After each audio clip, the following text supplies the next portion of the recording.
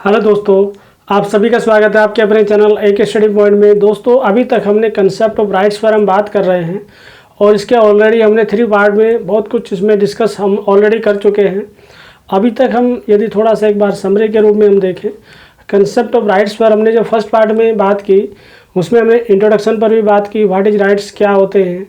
और इसमें हमने देखा कि जो सेकेंड पार्ट है हम देखते हैं पॉजिटिव राइट्स क्या हैं, नेगेटिव राइट्स क्या हैं। ड्यूटीज़ पर भी हमने बात की, बहुत सारे डेफिनेशन पर भी हमने बात की। लेकिन उसके बाद जो थर्ड पार्ट है उसमें हमने बात की, हम कह सकते हैं theories of rights, it means अधिकारों के सिद्धांतों की हम बात करते हैं।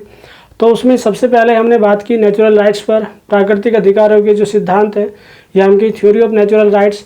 और उसके बाद हम कह सकते हैं इसमें यूटिलिटेरियन थ्योरी पर भी हमने बात की, उपयोगितावाद का जो सिद्धांत है वो अधिकारों पर क्या बात कहता है, किस तरह की क्या विचार करता है। और इसमें हम लिबर्टेरियन थ्योरी पर भी हमने बात की है। लेकिन अभी जो हमें डिस्कस करना है इसमें हम बात करेंगे अब थ्योरीज ऑफ राइट्स के ही, ठीक है ना, जो फोर्थ पार्ट है हमारा कंसेप्ट ऑफ राइट्स का, ठीक है ना। इसमें हम बात कर रहे हैं थ्योरीज ऑफ राइट्स पर। और स्पेशली जब हम बात कर रहे हैं इसमें हम बात करेंगे मार्क्सिस्ट व्यू, इट मीन्स मार्क्सवादी। आखिर मार्क्सवादी क्या सोचते हैं अधिकारों पर, ठीक है ना। तो सबसे पहले हम बात करें मार्क्सिस्ट व्यू, ठीक है ना। जनरली अगर हम देखें आखिर जो मार्क्सिस्ट जो व्यू है या हम कहें मार्क्सवादी जो दृष्टिकोण है वो अधिकारों पर इतना विस्तार से बात नहीं करता है। तो फिर क्या कहता है, चलिए जानते हैं। सबसे पहले हम बात करें, ठीक है ना, अगर हम कहें कि राइट्स को लेकर अगर हम देखते हैं जो मार्क्सवादी है मेन, ठीक है ना, आखिर मार्क्सवाद की हम बात करें, ठीक है ना, आखिर मार्क्सवाद हम किसको कहते हैं, ठीक है ना। तो उसके बारे में हम जान लें। सबसे पहले अगर हम कहें किसी भी, ठीक है ना, कोई भी स्टेट की अगर हम बात करते हैं या फिर किसी भी एरा की हम बात करें, ठीक है ना, कोई भी युग रहा है, ठीक है ना, तो उसमें हम ये कह सकते हैं, ठीक है ना, किसी भी युग की हम बात करें या किसी भी राज्य में हम कहें, ठीक है ना, स्पेशली जो अधिकार मिले हैं वो सबसे ज़्यादा अधिकार किसके पास रहे हैं।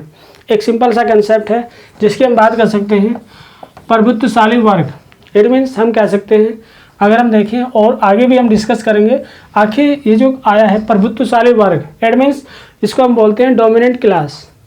जो प्रभुत्वशाली वर्ग की हम बात कर रहे हैं, इट मीन्स जो प्रभुत्वशाली वर्ग होता है उसको ही सबसे ज़्यादा अधिकार मिलते रहे हैं हमेशा, ठीक है ना। ऑलवेज अगर हम देखें एक सिस्टम हमेशा रहा है कि प्रभुत्वशाली वर्ग, इट मीन डोमिनेंट जो क्लास होती है उसको सबसे ज़्यादा अधिकार हमेशा मिलते रहे हैं। सिंपली आगे आ जाइए, जो मार्क्सवाद जो बात कर रहा है, ठीक है ना। लेकिन अब ये भी है, अगर हम देखें जो मार्क्सवाद चाहता क्या है, मार्क्सवाद चाहता है कि जो एक लेबर क्लास, अगर हम देखें जो एक वर्क सिस्टम की हम बात कर सकते हैं,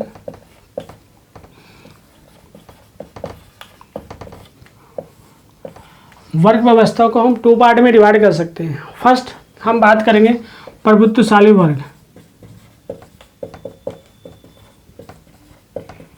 और सेकंड इसमें हम बात करेंगे श्रमिक वर्ग, इट मीन्स लेबर क्लास।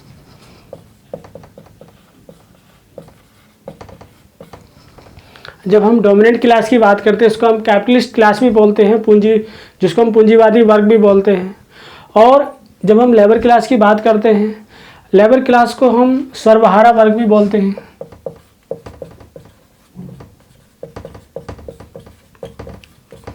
ठीक है ना, सर्वहारा वर्ग, या हम इसको इस तरह से भी जान सकते हैं, ठीक है ना। 2 तरह के वर्गों पर बात की जा रही है। लेकिन हम ये भी देखते हैं कि जो श्रमिक वर्ग है, इट मीन्स जो सर्वहारा वर्ग है, सर्वहारा वर्ग की जब हम बात करते हैं, सर्वहारा वर्ग को प्रोलेटेरियन क्लास भी बोला जाता है। इट मीन्स बात की जा रही है कि जो प्रोलेटेरियन क्लास है, इट मीन्स लेबर क्लास है, ठीक है ना। अब उसमें हम उनके अधिकारों को लेकर बात की जा रही है कि हम कह सकते हैं security of rights, it means अधिकारों की सुरक्षा होनी चाहिए। लेकिन अभी तक तो ऐसा नहीं है। अभी भी देखते हैं कि प्रभुत्वशाली वर्ग के तो हमेशा अधिकार उसको सबसे ज़्यादा मिलते रहे हैं। और अधिकारों को हम ये भी देखते हैं स्टेट में, ठीक है ना, कहने को तो अधिकार मिल रहे होते हैं राज्य में या पूरी तरह से इम्प्लीमेंट भी किए जाते हैं, लेकिन जो एक्चुअल जो वास्तविक जो राइट्स हैं या हम एक्चुअल जो राइट्स हैं वो किसको मिल रहे होते हैं, ठीक है ना, वो प्रभुत्वशाली वर्ग या हम कहीं कैपिटलिस्ट क्लास को ही हमेशा मिल रहे होते हैं। लेकिन हम ये भी देखते हैं आखिर मार्क्सवाद ये भी चाहता है पूंजीपति वर्ग, इट मीन्स जिसको हम एक बोलते हैं जो प्रभुत्वशाली वर्ग है, या फिर हम ये भी कह सकते हैं पूंजीपति वर्ग। पूंजीपति वर्ग को रिमूव किया जाए, हटाया जाए, इट मीन्स कहाँ से, ठीक है ना, हम कह सकते हैं पावर से, ठीक है ना, अथॉरिटी से, सत्ता से हटा दिया जाए। और सत्ता को कौन संभाल ले, ठीक है ना। अभी तक किसके पास है, अभी तक अगर हम बात करें तो सत्ता है वो फर्स्ट नंबर पर हम बात करते हैं, जो फर्स्ट पोजीशन पर है वो कौन है, अगर हम बात करें फर्स्ट पोजीशन पर कौन है, डोमिनेंट क्लास या कैपिटलिस्ट क्लास है, ठीक है ना। लेकिन इसको क्या किया जाए, इसको जो लंबे समय से सिस्टम में है उसको हटा दिया जाए और उस पोजीशन पर कौन आ जाए, लेबर क्लास, या हम कहें जो सर्वहारा वर्ग क्लास, ठीक है ना, वो वहाँ पर आ जाए। लेकिन अब हम थोड़ा सा और भी आगे बात करें, राइट्स को लेकर हम बात करते हैं कि अधिकार हमेशा, अगर हम देखते हैं सिस्टम हमेशा ऐसा ही बना रहता है, कैसा कि अधिकार हमेशा राज्य के वर्ग चरित्र, इट मीन्स क्लास करेक्टर की हम बात करेंगे, वर्ग चरित्र के साथ जुड़े होते हैं। आखिर हम ये भी देख सकते हैं कि पूंजीवादी जो कैपिटलिस्ट जो सिस्टम है, ठीक है ना, पूंजीवादी और समाजवादी व्यवस्थाएं, ठीक है ना, उसमें हम भी देखते हैं form of rights, it means अधिकारों का जो स्वरूप है वो डिफरेंट होता है, एक जैसा नहीं होता है। हमें भी देख सकते हैं कि जो पूंजीवादी व्यवस्था होती है, ठीक है ना, उसमें हम कह सकते हैं फॉर्म ऑफ राइट्स डिफरेंट तरीके का होता है।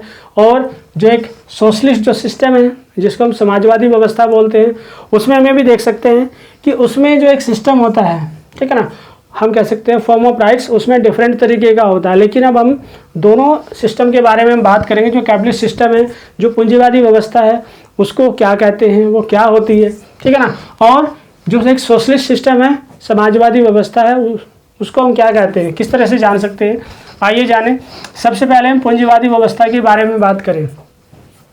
इट मीन्स अगर हम कहीं जो कैपिटलिस्ट सिस्टम होता है, हमें भी देखते हैं कैपिटलिस्ट सिस्टम में क्या होता है, हम कह सकते हैं इंडस्ट्रियल रिवोल्यूशन, इट मीन्स औद्योगिक क्रांति। और इसमें क्या होगा, हम ये भी देखेंगे औद्योगिक क्रांति, इंडस्ट्रियल रिवोल्यूशन के साथ साथ में फ्री मार्केट, हम कहेंगे फ्री मार्केट इकोनॉमी की हम बात कर सकते हैं, ठीक है ना, मुक्त बाजार अर्थव्यवस्था की हम बात करेंगे, फ्री कंपटीशन, मुक्त प्रतिस्पर्धा, ठीक है ना, लिबर्टी पर हम बात करेंगे, फ्रीडम पर, इक्वालिटी, ठीक है ना, राइट टू प्रॉपर्टी। ये सब किस सिस्टम में बने रहेंगे, एक कैपिटलिस्ट जो सिस्टम होगा, एक पूंजीवादी व्यवस्था होगी, उन सभी में सिस्टम हम कह सकते हैं सिस्टम में रहेंगे सब। लेकिन हम ये भी देखते हैं जब एक कैपिटलिस्ट सिस्टम होगा उसमें हम ये भी देखते हैं एक क्लास सिस्टम भी हमेशा बनी रहेगी। अब क्लास सिस्टम की सबसे बड़ी बात क्या है कि इसमें एक पूंजीपति वर्ग होगा और एक श्रमिक वर्ग होगा, जो हम ऑलरेडी पहले से ही बता चुके हैं, ठीक है ना। अब इसमें क्या होगा, एक प्रभुत्वशाली वर्ग, डोमिनेंट क्लास, ठीक है ना, जिसके पास सारे अधिकार होंगे, ठीक है ना। और इसका काम क्या होगा, इसका काम क्या होगा, जो हमारे पास जो सेकंड क्लास है, ठीक है ना, जिसको हम यदि हम बात करें जो लेबर क्लास है, लेबर क्लास का क्या किया जाएगा, एक्सप्लॉयटेशन किया जाएगा, ठीक है ना, शोषण किया जाएगा, और स्पेशली इकोनॉमिक एक्सप्लॉयटेशन की हम बात कर सकते हैं, ठीक है ना। और इसमें हम ये भी देखते हैं जो एक लेबर क्लास है हमारे, ठीक है ना, उसमें हम ये भी देखते हैं इसको हम क्या बोलते हैं, डिपेंड क्लास, ठीक है ना। आखिर डिपेंड क्लास क्यों बोलते हैं, इट मीन्स वह डिपेंड है किस पर, अगर हम देखते हैं जो कैपिटलिस्ट क्लास है, ठीक है ना, लेबर क्लास किस पर डिपेंड है, हम कहेंगे कि कैपिटलिस्ट क्लास पर डिपेंड रहती है, इसलिए इसको क्या बोलते हैं, डिपेंड क्लास, क्योंकि वह अपने आप में, ठीक है ना, उसके पास इस तरह के कोई रिसोर्स नहीं होते, इसलिए वह हमेशा डिपेंड पर ही रहती है और उसका एक्सप्लॉयटेशन भी होता है। वैसे सरप्लस वैल्यू में भी हम देखते हैं किस तरह से एक्सप्लॉयटेशन होता है, ठीक है ना, वो भी हम जान सकते हैं। लेकिन अब हमारे लिए ज़रूरी क्या है, इस सिस्टम में हम ये भी देखते हैं काफ़ी पॉपुलर कोटेशन की हम बात करते हैं, ठीक है ना। आखिर सबसे ज़्यादा पॉपुलर जो एक हम देखते हैं उसमें क्या हो सकता है, जो एक पूंजीवादी व्यवस्था है, इस सिस्टम में हम देख सकते हैं प्रत्येक से अपनी एक क्षमता के अनुसार, ठीक है ना, और प्रत्येक से अपने कार्य के अनुसार, इट मीन्स हम कह सकते हैं from each according to his ability to each according to his work. Simply इसको समझना हमारे लिए बहुत ज़रूरी हो जाता है। और अगर हम देखते हैं ये एक पॉपुलर कोटेशन है जो कैपिटलिस्ट सिस्टम को दिखाती है कि कैपिटलिस्ट सिस्टम में क्या हो सकता है, हम कह सकते हैं प्रत्येक से अपनी क्षमता के अनुसार, इट मीन जो भी उसकी एबिलिटी है, ठीक है ना, उसके अकॉर्डिंग तो वह काम करेगा। लेकिन हम ये भी कह सकते हैं एबिलिटी के साथ साथ में प्रत्येक से अपने कार्य के अनुसार जो भी काम करेगा, ठीक है ना, उसको कितना मिलेगा उसकी कोई फिक्स श्योरिटी नहीं है। लेकिन अब आप ये भी देख सकते हैं, फिर उसके बाद थोड़ा सा और हम आगे आएँ।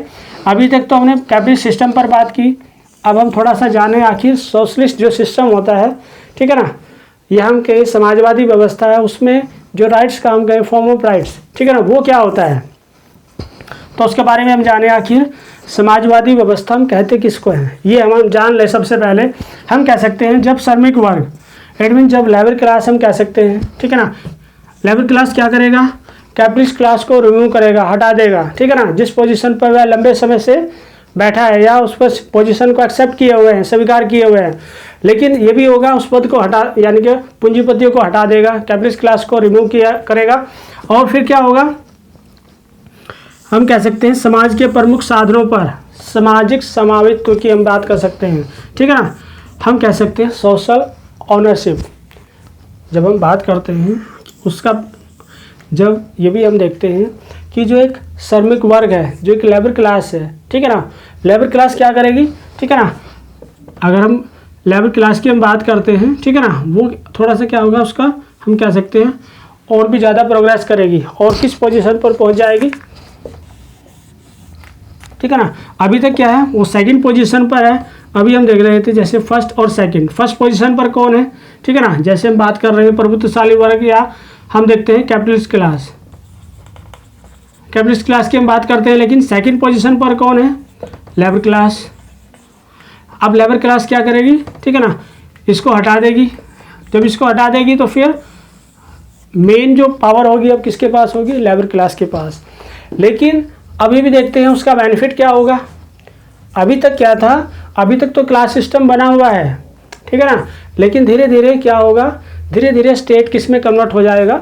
अगर हम बात करते हैं जब सामाजिक समावित्व की बात की जा रही है, सोशल ऑनरशिप जब क्रिएट होगा, ठीक है ना, तो ऐसी कंडीशन में क्या होगा, स्टेटलेस सोसाइटी बनना शुरू हो जाएगा, ठीक है ना, और क्लासलेस सोसाइटी।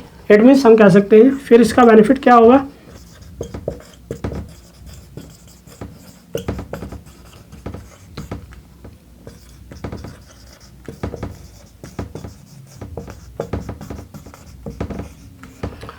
जो इससे सबसे बड़ा बेनिफिट ये होगा, ठीक है ना, एस्टैब्लिशमेंट, हम कह सकते हैं एस्टैब्लिशमेंट ऑफ सोशल ऑनरशिप की हम बात कर सकते हैं।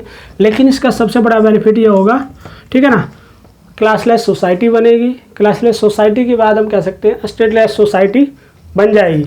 लेकिन उसके बाद में हम ये भी देख सकते हैं, थोड़ा सा और भी हम डिटेल में थोड़ा सा डिस्कस करें, ठीक है ना, लेकिन वो इतना ईजी नहीं है। अगर हम कह सकते हैं सर्वहारा वर्ग का अधिनायक तंत्र, ठीक है ना, उसके लिए क्या करना होगा, ये सिस्टम तो बनेगा, लेकिन उसके लिए क्या करना होगा, हम कह सकते हैं डिक्टेटरशिप ऑफ द प्रोलेटेरियन, ठीक है ना, इट मीन्स सर्वहारा वर्ग का अधिनायक तंत्र होगा। तो ऐसी सिचुएशन में क्या होगा, उसकी दो स्टेज पर हम बात कर सकते हैं, फर्स्ट स्टेज और सेकंड स्टेज। फर्स्ट स्टेज में क्या होगा, हम कह सकते हैं समाजवाद, सोशलिज्म, ठीक है ना, सोशलिज्म क्रिएट होगा, समाजवाद आएगा। और समाजवाद या हम कहें साम्यवादी समाज का ये क्या होगा, फर्स्ट स्टेज, ठीक है ना, आरंभिक दौर होगा। और इसमें हम ये भी देख सकते हैं कि वर्ग व्यवस्था तो बनी रहेगी, ठीक है ना, लेकिन धीरे धीरे एक ऐसा फर्स्ट हम देख पाएंगे। फिर बाद में हम जब देखते हैं जो सेकंड स्टेज में आते ही क्या होगा, बहुत सारे चेंजेज आएंगे, वर्ग व्यवस्था बनी रहेगी, ठीक है ना, लेकिन हम ये भी देखते हैं क्लासलेस सोसाइटी भी धीरे धीरे बदलती चली जाएगी। और उसका फ़ायदा ये भी होगा सबसे बड़ा, हमें भी देखते हैं कम्युनिज्म, साम्यवाद, ठीक है ना, कम्युनिज्म क्रिएट होगा और साम्यवादी समाज का हम कह सकते हैं, ठीक है ना, एक उन्नत दौर, ठीक है ना, इट मीन्स प्रोग्रेस होगी किस सोसाइटी में, हम देखते हैं लेबर क्लास की जो सोसाइटी है वो काफ़ी प्रोग्रेस करेगी। और कंडीशन क्या होगी, उसकी सभी हम कहें ऑल नीड्स, ठीक है ना, सभी आवश्यकताएं जो है उसकी पूरी होनी शुरू हो जाएंगी। ऐसा संभव हो सकता है, लेकिन ऐसा हम देखते हैं मार्क्सिस्ट की जो थ्योरी है, मार्क्सवादी जो विचारधारा है, वो इसके लिए मतलब इस तरह का एक काल्पनिक हम कह सकते हैं इस तरह की आइडियोलॉजी क्रिएट करती है, इस तरह की एक विचारधारा बनाती है। लेकिन हमें भी देखते हैं बहुत सारे कंट्रीज हैं ऐसे, ठीक है ना, चाइना की हम बात कर सकते हैं, रशिया की हम बात कर सकते हैं, 1917 में हम कह सकते हैं बहुत सारा एक इस तरह का एक एफर्ट्स किया जाता है, ठीक है ना। ऐसे बहुत सारे कंट्री हैं जो इस तरह के जो हम कहते हैं मार्क्सिस्ट आइडियोलॉजी को फॉलो करते हैं। लेकिन हम ये भी देखते हैं कि सभी आवश्यकताएं पूरी होंगी किस सोसाइटी में होंगी, हम कह सकते हैं, ठीक है ना, जब एक सेकेंड स्टेज होगी इसकी। इट मीन्स अगर हम देखते हैं जो एक सोशलिस्ट जो सिस्टम है, समाजवादी व्यवस्था, वो 2 स्टेज में काम करेगा। फर्स्ट स्टेज में क्या होगा, हम कह सकते हैं सोशलिज्म, ठीक है ना, या फिर हम समाजवाद की जो बात कर रहे हैं, समाजवाद में क्या होगा कि वर्ग व्यवस्था, जो क्लास सिस्टम है वो तो हमेशा यानी कि वो तो बनी रहेंगी, लेकिन धीरे धीरे जब सोशलिज्म के बाद जो सेकंड स्टेज है अगर उसमें कोई पहुंच पाता है, ठीक है ना, तो उसके बाद क्या होगा, कम्युनिज्म। इट मीन्स साम्यवाद की जो एक अवस्था बनेगी, उसमें हम कह सकते हैं बहुत ज़्यादा प्रोग्रेस होगी। प्रोग्रेस होने के साथ में क्या होगा, क्लासलेस सोसाइटी, और क्लासलेस सोसाइटी के साथ में हम कह सकते हैं कि फिर classless society and stateless society बन जाएगी। चलिए ठीक है, लेकिन एक कंडीशन की हम बात कर रहे हैं कि सभी की आवश्यकताएं पूरी होंगी, लेकिन हमें भी देख सकते हैं, ठीक है ना, प्रत्येक से अपनी क्षमता के अनुसार, प्रत्येक को अपनी आवश्यकता के अनुसार। अगर अभी तक हम देखें जो फर्स्ट अभी हमने कोटेशन पर बात की थी, ठीक है ना, प्रत्येक से अपनी क्षमता के अनुसार, वो तो सेम रहेगा। इट मीन्स ऐसा तो नहीं है कि किसी से भी हम कहें कि आप अपने एबिलिटी, अपनी योग्यता के से भी ज़्यादा काम कीजिए, अपनी जो भी क्षमता है उससे भी ज़्यादा काम कीजिए, ठीक है ना। तो क्या होगा, फर्स्ट तो हम देखते हैं इसका, अगर इसको हम 2 पार्ट में देखते हैं, ठीक है ना, फर्स्ट और सेकंड, इसमें भी 2 पार्ट है, लेकिन चेंज कहाँ हुआ है, हम कह सकते हैं प्रत्येक को अपनी आवश्यकता के अनुसार है, और यहाँ पर क्या है, प्रत्येक से अपनी कार्य के अनुसार, ठीक है ना। अब इसको समझ लीजिए, हम कह सकते हैं from each according to his ability to each according to his need, ठीक है ना। अब चेंज कहाँ पर होगी, वर्क की जगह क्या होगा, अब हम कह सकते हैं आवश्यकता, अपनी नीड, ठीक है ना, बाकी सेम वही रहेगा सब, चेंज कहाँ पर आएगा, नीड की हम बात कर रहे हैं, आवश्यकताएं, ठीक है ना, सारी आवश्यकताएं पूरी हो सकती हैं, ठीक है ना, हम कह सकते हैं ऐसा पॉसिबल है, संभव है, लेकिन ऐसा कौन बोल रहा है, ऐसा बोलता है मार्क्सवादी, ठीक है ना। लेकिन हमें भी देख सकते हैं इस तरह का एक जो एक्सपेक्टेशन, हम कह सकते हैं इस तरह की एक सोसाइटी से, एक सिस्टम से जो एक एक्सपेक्टेशन की है मार्क्सिस्ट ने, मार्क्सवादी जो एक आइडियोलॉजी है, विचारधारा, वो ये चाहती है कि ऐसा हो सकता है। चलिए ठीक है, ऐसा हो सकता है तो और भी अच्छी बात है, बहुत सारे कंट्रीज कंसेप्ट को फॉलो भी कर रहे हैं, ऐसा नहीं कि इसको फॉलो नहीं कर रहे हैं। लेकिन अब आते हैं नेक्स्ट, अब हम बात करेंगे नेक्स्ट, इसमें जो हमारी थ्योरीज की हम बात करते हैं अधिकारों के जो सिद्धांत पर, इसमें नेक्स्ट भी है और लास्ट भी है। इसमें हम बात करते हैं मानवाधिकार और संयुक्त राष्ट्र संघ, it means human rights and UNO. आखिर यूएनओ ने कोई राइट्स को लेकर, अधिकारों पर कोई एफर्ट्स किया है, हाँ किया है।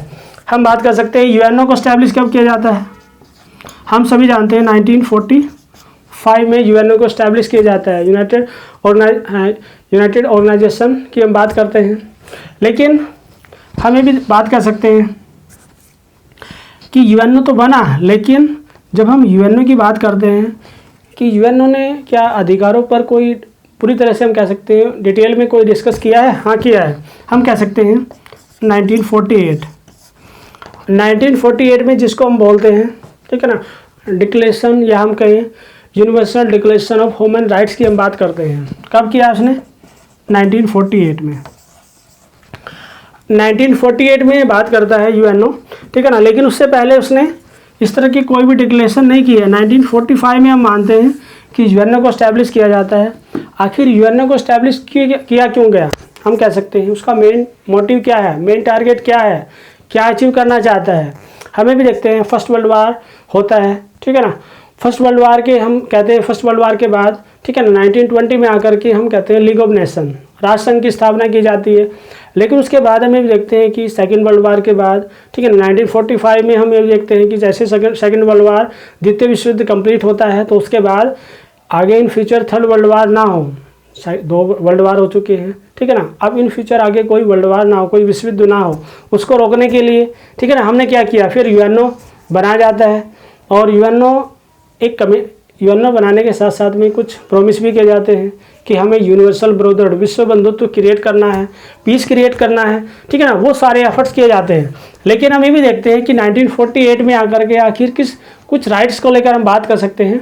वैसे तो हम कह सकते हैं अप्रोक्सीमेट 30 राइट्स को लेकर बात की है यूएनओ ने, लेकिन उसके साथ में हम देख सकते हैं 6 टाइप के जो राइट्स को लेकर हम बात कर सकते हैं।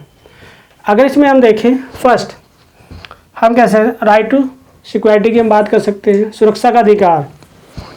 इसमें सेकंड हम बात करें राइट टू फ्रीडम की बात की जाती है। राइट टू हम कह सकते हैं राइट टू, अगर हम कहें राजनीतिक अधिकार पॉलिटिकल राइट्स को लेकर हम बात कर सकते हैं। फिर अगर हम थोड़ा सा और भी देखें उचित प्रक्रिया का अधिकार, ठीक है ना, हम कह सकते हैं राइट टू ड्यू प्रोसेस की हम बात कर सकते हैं। राइट टू इक्वालिटी, और इसमें हम आगे बात कर सकते हैं राइट टू वेलफेयर की हम बात कर सकते हैं, कल्याणकारी अधिकार, या इसमें हम ये भी कह सकते हैं right to economic and social rights की हम बात करें, ठीक है ना। ऐसे बहुत सारे राइट्स को लेकर बात की गई है। लेकिन अब हम ये देखें आखिर right to security, it mean सुरक्षा का अधिकार, इसमें हम क्या कह सकते हैं, ठीक है ना, किस तरह की सुरक्षा की बात की जा रही है।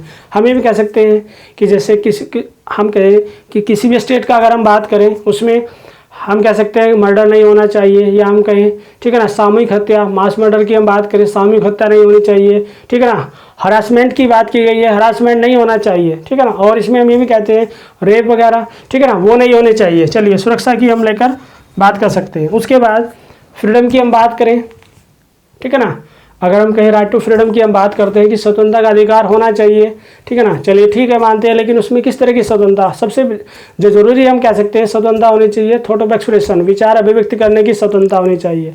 और इसमें हम भी कह सकते हैं, ठीक है ना, कहीं पर भी भ्रमण करने की सुरक्षा होनी चाहिए, ठीक है ना। भ्रमण करने की आज़ादी होने के साथ साथ में उसको अगर कहीं पर भी हम घूमने जाते हैं, जैसे हम देखते हैं हमारे पास जो आर्टिकल 19 है उसमें बहुत सारी फ्रीडम की बात की गई है, ठीक है ना, कि कहीं पर भी हम घूमने जा सकते हैं, कहीं पर भी, ठीक है ना, कहीं पर भी कुछ भी अपने विचार रख सकते हैं, बोलने की आज़ादी, मीडिया को भी आज़ादी दी गई है, ठीक है ना, वो सब हम इसमें बात कर सकते हैं।